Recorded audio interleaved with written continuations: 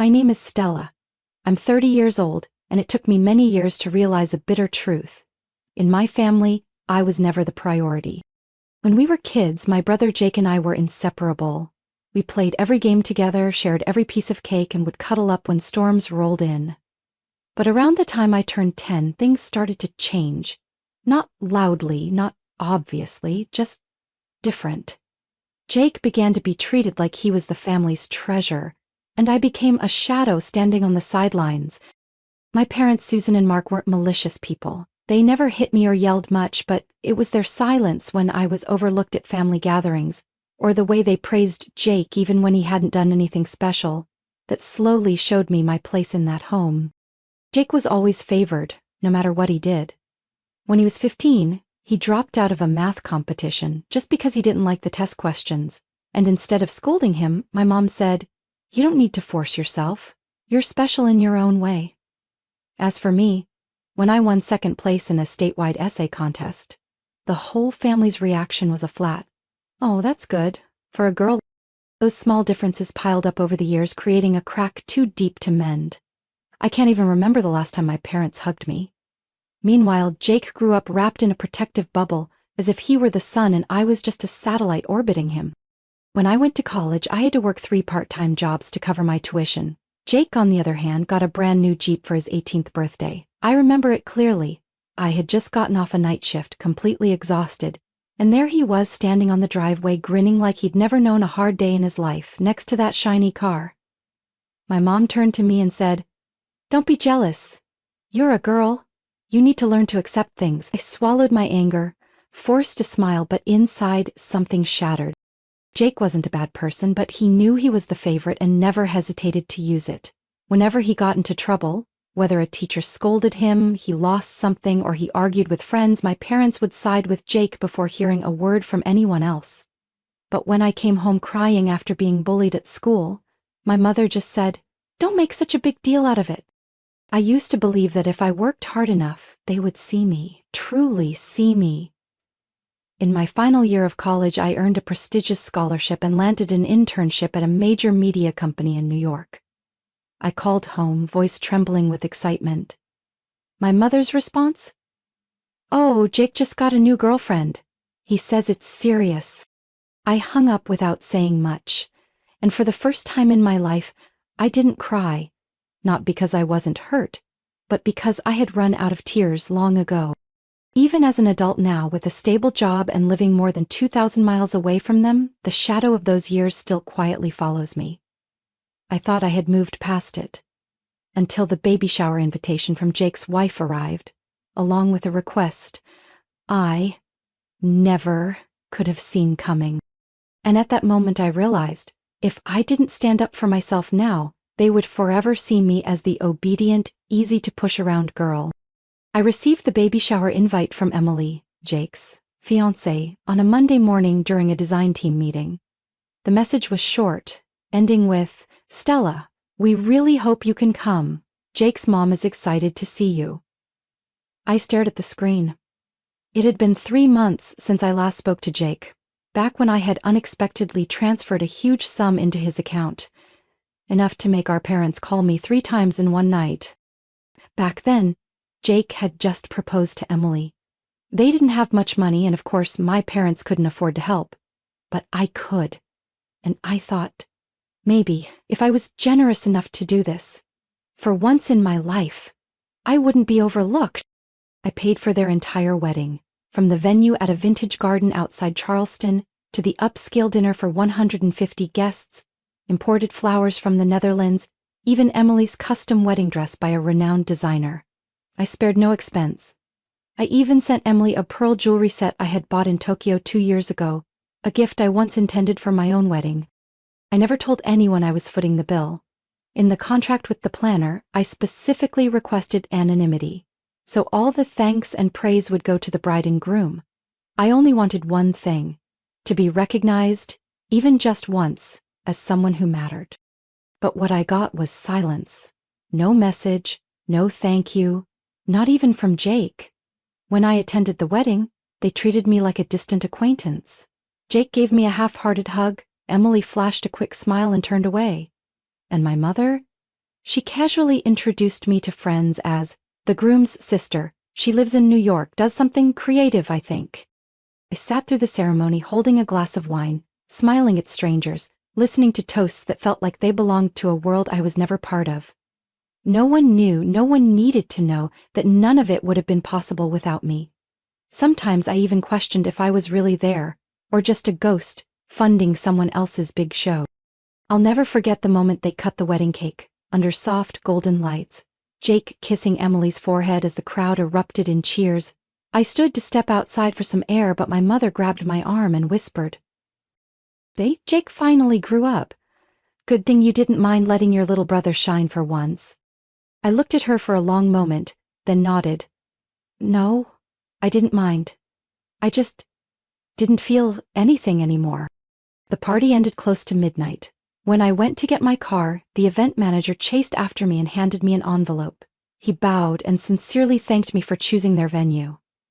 I took it, smiled faintly, and walked away. No one from my family even knew who he was. Just like no one knew how much I had paid to stand unseen in the shadows of their special day. I drove off into the night. Alone, as always, but this time I wasn't sad. I felt something else. Something much clearer. They didn't need me to be the silent hero anymore. And I didn't need to play that part ever again. I didn't expect that just weeks later they would come to me again. But this time, not for help. This time everything was falling apart, and like it or not, I would be the only one left standing in the wreckage.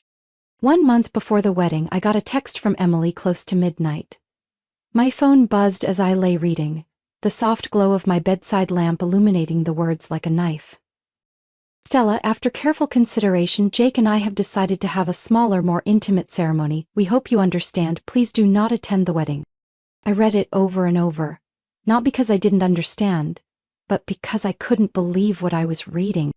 I sat up straight, heart pounding, and immediately called Jake. He picked up after 3 rings. "Jake, what's going on?" I tried to keep my voice steady, but my hands were ice cold. On the other hand, Jake sighed.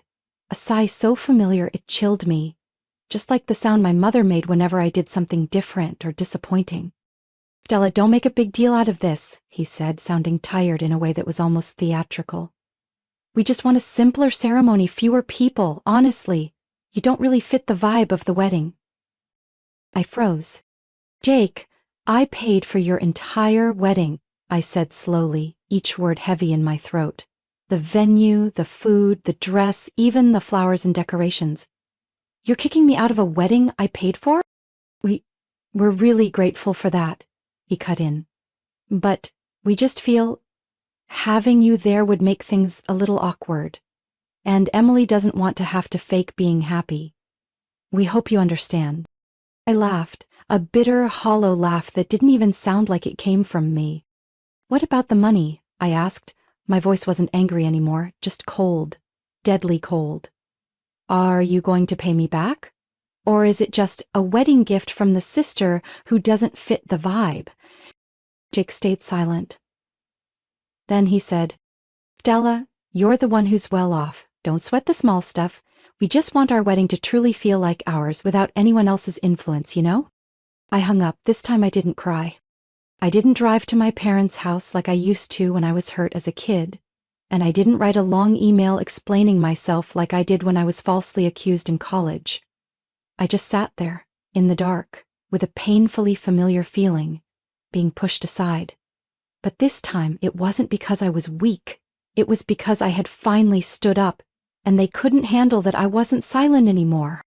The next morning, I received an email from the event company confirming the wedding venue cancellation. It came with an apology for the change of plans by the family. They informed me that the deposit, nearly $38,000, was non-refundable because it was too close to the event date. I lost almost $38,000 for a wedding I was no longer invited to. I didn't say a word to anyone. No angry calls, no complaints, but I kept every receipt, every transaction, every confirmation email. And inside, a plan started to form. Not for revenge, but for closure. For good. I was still going to Charleston on their wedding weekend, but I wasn't bringing flowers or gifts. I was bringing something else. the truth. And when the curtain lifted, they would see exactly who didn't fit the vibe of trust and gratitude in this family. 3 days after the cold call with Jake, my mom called me. She rarely called unless it was something serious, and I already had a pretty good idea where this was headed. "Stella, I heard about everything," Mom said, her voice soft, the kind of softness from someone who always chose peace over facing the truth. I said nothing. I wanted to see where she would go with this. "Jake said you're overreacting a little. You know, he and Emily just want something simple, more private. I think maybe you should just let it go." I sat up straighter, keeping my voice calm. "Mom, they kicked me out of a wedding that I paid for. You really think that's simple?" Mom sighed. And that sigh, the one that made my skin crawl because it was so familiar, was the signal that she had chosen her side. "You're good at everything you do, honey, and we're so proud of you. But you don't always have to be involved in everything. Jake's your little brother. It's his special day. If he feels like you don't fit, maybe you should think about how you're coming across." "Don't make a big deal out of it, Stella. Don't ruin the family atmosphere over a little personal pride." "A little personal pride?" I laughed. A dry, choking sound. "So, being excluded from a wedding I quietly funded, not being invited, not even being thanked, being treated like a stranger, that's just personal pride?" Mom went quiet for a moment, then said something I would never forget. "Sometimes, you have to learn to step back and let others shine. That's what grown-ups do when they love their family." "Grown-ups, huh?" I ended the call without saying another word, not because I didn't have anything to say, but because I knew it was pointless. That afternoon my dad called me. He rarely got involved in arguments between Mom and me, even less often shared his opinions, but this time he was brief. "Stella, we know you've done a lot. But Jake's your brother and this is his big moment. Don't ruin the mood. Your mother and I are asking you to choose silence. For the sake of the family." I gave a bitter laugh. "Dad, if this is a family, then why do I always feel like the one being left out?" Dad didn't answer right away. Then he said, "You've always done everything so well, Stella. But sometimes doing too well, it puts pressure on others. Maybe Jake feels that way. Think about it. Maybe you're making everyone uncomfortable." I hung up. My heart pounded. Not from anger, but from realizing something even worse than betrayal. They had never truly been on my side. I had spent 30 years believing that if I were kind enough, successful enough, generous enough, someday they would see me for who I was. But when I truly needed to be defended, when the injustice was so obvious it couldn't be denied, the only thing I received was advice to not make a big deal out of it. I looked at the wedding invitations still sitting in my mailbox, the wedding items I had ordered for them, the contracts I had signed with my own name. It all mocked me, a reminder of the good big sister role I had tried so hard to live up to. I used to think that if I stayed quiet long enough, they would recognize my worth. But I was wrong. At this time, I wouldn't stand on the sidelines anymore, not to start a fight, but to make it clear, I was no longer going to accept being written out of my own story. They wanted a peaceful wedding? Fine. I wasn't someone who liked causing a scene, but I was also no longer the girl willing to swallow every slight just to keep everyone else comfortable. After that final call with my parents, I spent the whole night going through every email and contract in my work inbox. I printed everything, from the deposit receipt for the banquet hall, the rental agreement for the Charleston garden, the invoice for the floral arrangements, to the exclusive deal with the photographer. Every document was under my name. I had wondered why Emily never once mentioned any of this when she texted me to uninvite me. Now I understood. In their minds, I was the kind of person who would just silently endure, quietly support, and endlessly give. Like a walking ATM, without feelings, without expectations. But this time, I wasn't the Stella from when I was 20 anymore. I started with a call to Savannah Gardens, the wedding venue. The manager, a woman named Marianne, sounded surprised when I asked to cancel the services. "Stella? Is something wrong? The wedding is just 2 weeks away." I smiled and replied calmly, "Nothing's wrong. The bride and groom decided to do things their way, and I decided to let them handle the rest on their own." Marianne, being professional, processed the cancellation, and because of the non-refundable clause clearly stated in the contract, I owed nothing more. Next, I contacted La Lumière Events, the floral and decor company. They had already created detailed sketches for the garden elegance theme Emily had chosen. I had approved the designs, paid a deposit, and prepaid 70%. I sent them a short email. Please cancel all orders related to the wedding on the 12th. Leave the remaining balance as outlined in the contract. Then I moved on to Mason and Ray Photography, the top wedding photographers I had booked 6 months earlier. They had even sent a mood board for the vintage photo style Emily loved. I called Ray directly, the one I had been in contact with from the start. Della, is everything okay? You still have us booked for the 12th. Thanks, Ray, but I won't be needing you anymore. The couple doesn't need my presence. And I don't need to stay behind the scenes of something they're proudly pretending they built themselves. Ray stayed silent for a moment, then softened her voice. Are you sure? We've already prepped so much. Exactly. I'm sure, and hopefully next time, when I book your services, it'll be for my own wedding, not to stand on the sidelines of someone else's show. Finally, it was Eden's Table, the high-end catering service I had personally taste-tested. Calling them felt like severing the final link in the perfect dream Jake and Emily thought was theirs. But strangely, I didn't feel satisfied or triumphant, just relieved.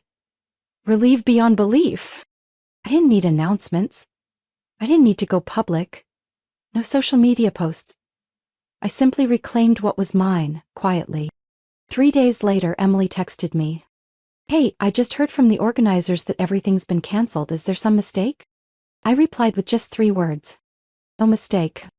A few hours later, Jake called. I let it ring, then ignored it. Then it rang again. And again. I still didn't pick up. On the 6th call, I answered, but I didn't say anything, just let him hear the cold silence on the other end. Stella, what's going on? Everything's been canceled. I don't understand. Everything disappeared in just a few days. Why are you doing this? I gave a soft laugh, feeling my voice steady for the first time. You said I didn't fit the vibe of the wedding, remember? So I'm letting you create your vibe without me. Jake stayed silent. I hung up.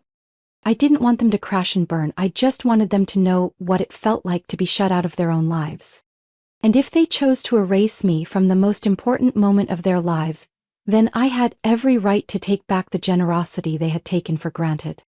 On June 12th, Charleston was bathed in sunshine, the sky unusually clear.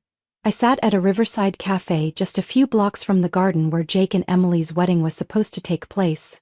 In front of me was a hot cappuccino, my phone face down on the table. I knew it would start buzzing, and sure enough, before 10 in the morning, it lit up non-stop. The first message came from Emily. Hey, what's going on? We just got here. There's nothing. No flowers, no chairs, no staff. Do you know what's happening? I didn't respond. The second message, then a third, then a fourth followed. When the phone finally rang, it was Jake calling. I picked up the phone, staring at the screen. Jake, little brother. The name I had protected, prioritized, and sacrificed for over 30 years. Now, trembling on the screen like a reminder. I let it ring 3 times before answering. Stella? Jake's voice was shaky, clearly struggling to stay calm. I don't understand what's happening. We showed up and there's nothing. No staff, no tables, no food, no one. Guests are arriving, they're all waiting outside. Did you do this? I took a sip of my coffee, then answered softly. What exactly are you asking me, Jake? Did you cancel everything? Why? This is our wedding day. I looked up, watching the busy street traffic. You said I didn't fit your vibe, so I stepped back and let you prepare the wedding exactly the way you wanted. I didn't stand in your way. I just did what you asked. Silence. I could hear Emily screaming in the background. Dale to come back, please, Jake. My parents are furious. Everyone's standing in the sun. Another female voice cut in, probably my mother. Jake! Tell Stella to call the organizers, hurry. I didn't hang up.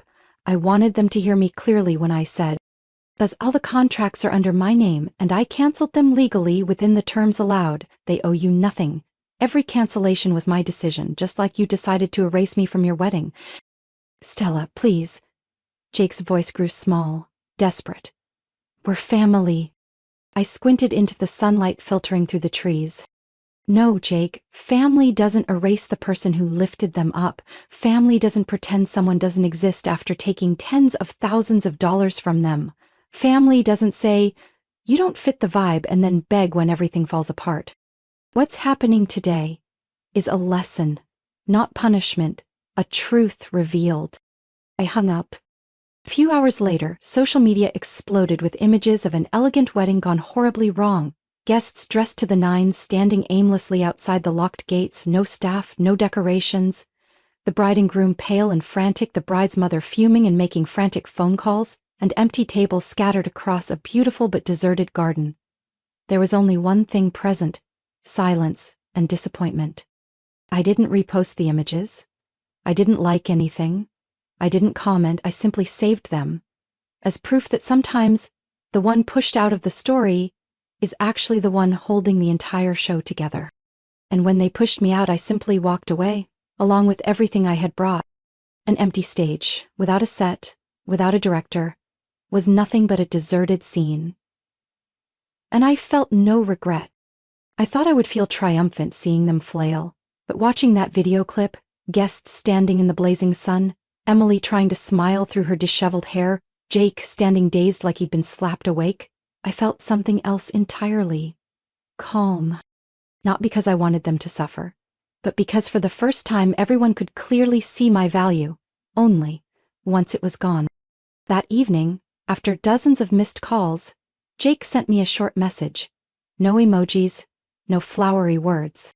Stella, if you still care about me at all, I'm begging you to help. We need to fix this. I was wrong, very wrong. I read that message over and over, 15 words, and for the first time Jake called me sister, not you like he usually did. I didn't reply immediately. I let him wait 2 hours before calling back. Jake picked up instantly. His voice was hoarse, like someone who had lived through a nightmare. Stella, I can't even face anyone anymore. Everyone's asking. Emily's mother is threatening to call off the wedding. We thought we could manage it all, but we didn't expect— You didn't expect me not to stay silent, did you? I interrupted. Jake went quiet for a moment, then whispered, I'm sorry. For the first time.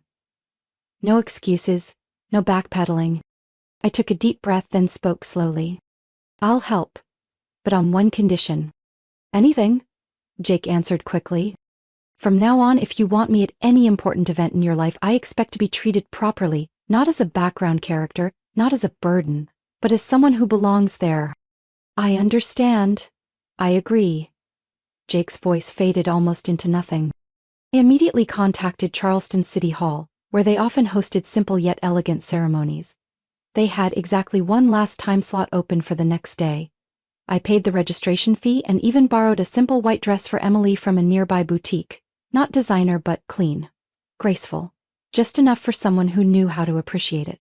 I sent back the information with one simple line. Be there tomorrow at 4 p.m. sharp. The following afternoon, no one said much. I stood at the back of the small room, wearing a charcoal gray suit, my hair neatly tied back, no makeup, no smile. My mother looked at me from across the room, as if she wanted to nod but didn't. My father just kept his head down. Emily and Jake arrived 5 minutes late. She wore the simple white dress, holding a pale pink bouquet, the one I had arranged at the last minute. Emily's eyes met mine, no longer indifferent, but filled with visible awkwardness. Jake looked worn out, like he hadn't slept all night. He approached me, paused for a moment, then said, softly, Thank you, really. I didn't respond. I just nodded, stepping back like a quiet director behind the scenes. But this time, no one dared to dismiss that role. The ceremony took place in silence, a brief ritual, no large crowd, no live music, no bright lights, just the sound of papers rustling, hurried vows, and the officiant's uneasy glances. When they exchanged rings, the room was dead silent. I didn't know if it was from emotion or from all the conflicting feelings floating in the air, maybe both. After the ceremony, people slowly began to leave. Jake looked back at me as if he wanted to say something but only managed, Are you coming with us? I shook my head. No. This time you'll find your way back yourselves, just like you wanted from the beginning. I turned and walked out of City Hall. No one called after me. But I knew, this time, they would never forget how I walked away. And neither would I. I was no longer the old Stella, the one always waiting to be acknowledged. I thought the curtain had fallen once I stepped out of City Hall. But as it turned out, there was still one last scene waiting. And this time, I didn't have to do anything. The truth revealed itself. 2 days after that somber wedding, I received a call from Marianne, the manager at Savannah Gardens, the venue where I had canceled the contract. "Oh, Miss Stella, I just had a brief meeting with the bride. Emily, I think?" She came looking quite flustered, claiming there had been some kind of misunderstanding about the contract, and requested that the original agreement be reinstated. I smirked slightly. Surprised? Not at all. "And what did you tell them?" I asked. I simply showed her the terms of the contract. All services were cancelled by the named client, you. And because of the last-minute cancellation, not only is the deposit non-refundable, but there's also an additional loss fee of $7,200. Marianne stated plainly, without a hint of emotion. I thanked her for letting me know and hung up without another word. But I knew for certain that would be the next bomb, and it would explode at just the right time. That weekend, Jake and Emily held a small post-wedding party at my parents' house. A desperate attempt to salvage a bit of image after all the chaos. They invited a few close friends, some relatives from my dad's side, and a few of Emily's family members, hoping to smooth things over. I hadn't planned to show up, but at the last minute I decided to drop by. Not to start a fight. Just to see how they would handle the aftermath. I arrived about 20 minutes after the party started. My mother nearly dropped her glass when she saw me walk in. Jake and Emily were tucked into a corner, awkwardly chatting with guests. Some people smiled politely at me, others looked away. It didn't matter, I wasn't there for applause. I was about to quietly slip into a corner when Marianne appeared, wearing a crisp white shirt, carrying a folder in her hand. She nodded politely at me, then headed straight toward the newlyweds. Emily stiffened when she saw her. Jake's brows furrowed immediately, and my mother backed away, sensing something was about to go wrong. "Hello, Emily, Jake," Marianne said loudly enough for everyone nearby to hear. "I'm here to deliver the official copy of the cancelled contract and the invoice for the penalties, as outlined." Emily turned pale. I thought everything was fixed? Marianne shook her head, her tone cool and steady. "Unfortunately not. The only person authorized to reinstate the contract was Miss Stella." She turned to me, nodding slightly. "And she chose not to." Jake stepped forward, his voice cracking. "We didn't realize how serious the last-minute cancellation terms were. That's why I always advise clients to read the contracts carefully before deciding to erase someone from their lives," Marianne said, not bothering to hide the sarcasm. The room fell into a heavy silence, as if someone had sucked all the air out. All eyes turned to Jake and Emily, no longer with admiration but with confusion and quiet disappointment. Marianne placed the papers on a nearby table, turned and walked out without another word. The door closing behind her echoed through the room. Emily stood frozen, fists clenched, her face drained of color. Jake hung his head, unable to meet anyone's eyes. No one needed to say anything. No criticism, no accusations. The truth had spoken. And for the first time they couldn't blame anyone else. No Stella's too sensitive, no family pressure, no organizer mistake. Just two adults who made the wrong choices and now faced the consequences. I turned and walked out without looking back. This time, I didn't need to make any declarations. Because the greatest recognition is when no one dares to deny your worth anymore. No one waited until the end to offer congratulations. By just after 6 in the evening, the post-wedding party at my parents' house had quietly dissolved. Elegant dresses disappeared through the front gate, half-finished wine glasses were abandoned on tables, and Emily's relatives made quick excuses about long drives to leave early. The house became eerily empty, even though just minutes before it had been bustling, but it didn't feel like a wedding celebration, it felt more like a tearless funeral, where everyone was too polite to say out loud that everything had fallen apart. Jake slumped onto the living room couch, his tie loosened, staring blankly into space. Emily hovered in the kitchen, her face buried in her hands. My mother stood between them, looking lost and furious, but with no one left to blame. I stepped out onto the porch, where the golden sunset bathed the stone path. A light breeze carried the scent of grass and the faint chill of late summer. My heart was steady, no triumph, no bitterness, just a deep, long overdue peace I hadn't felt in years. I had walked into that house one last time, not to reclaim justice but to show them I was no longer someone they could use and discard. I heard footsteps behind me. Jake. Stella, his voice was hoarse. Are you still mad? I turned to look at my brother, no longer the pampered golden boy, but a man standing amid the wreckage of his own making. No, Jake, I'm not mad anymore. Anger's a waste of time, I said calmly. We didn't think it would turn out like this. We thought you didn't need to be there. You have your own life now. Wrong, I said, meeting his eyes. No one in this world is unneeded where they've poured their heart and soul into others. I just got so used to being sidelined, I thought it was normal. Jake lowered his head, saying nothing more. I didn't need apologies anymore, not because they weren't important, but because I no longer needed them to move forward. Inside, Emily stepped out, her eyes red, her voice trembling. Stella, you saved us, even after we treated you like that. I don't even know what to say. I looked at her, the woman who once saw me as a nameless support system, now standing there fragile and lost in the ruins she helped create. You don't have to say anything, I smiled gently. Just remember this, never repeat it, with anyone. And never assume someone will tolerate being mistreated just because they've stayed silent. She nodded slowly, understanding dawning across her face. Maybe for the first time in her life, Emily truly listened to another woman without interrupting or belittling her. I turned and walked away, out of the house that was once my home, but had too long been the place where I forgot my own worth. Driving away, I rolled down the window, letting the summer air carry everything messy and broken far behind me. I carried nothing with me except a clear truth. I was right to stand up. I didn't need anyone's approval anymore. Because that day's party, no flowers, no fireworks, no applause, was my triumph. Quiet, but deep enough to mark forever. The ones who used me finally had to face the costs of their choices. My story isn't just about a canceled wedding, it's about waking up after years of being overlooked and used by my own family. I learned to stand up, not to seek revenge but to claim the respect I should have had long ago. Sometimes it takes a cold, painful loss to see who truly loves you, and who just wraps selfishness in the name of family. And I chose to live on, no longer sacrificing myself in silence. What do you think about Stella's decision? Was she too harsh, or was it necessary to reclaim her dignity?